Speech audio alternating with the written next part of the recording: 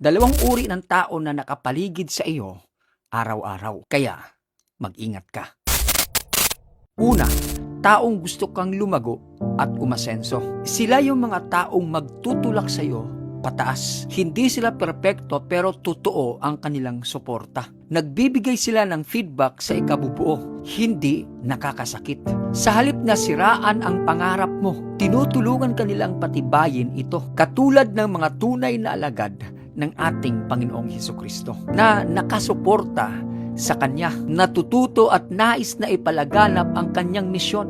Sila yung nagtatanong sa Kanya ng sinseridad, tumatanggap ng pagtutuwid at nakikipagkapwa-tao nang may malasakit sa iyong ikabubuti. Pangalawa, taong babatikos sa iyo. Hindi lahat ng taong namumuna ay masama, pero ibahin mo ang mga taong ito. Laging may nasasabing mali kahit sa mabuti mong nagawa.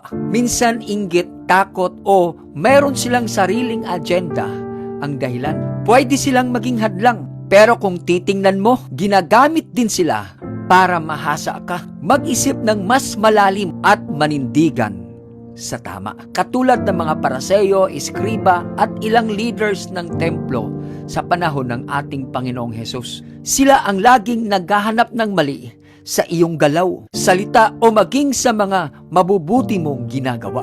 Hindi dahil sa kamalian mo, kundi dahil nanganganib ang kanilang posisyon, paniniwala at kapalaluan. Ikaw, alin ka dito sa dalawang to? Alin ka dito para sa mga kakilala mo? See you in my next video. God bless, kapatid.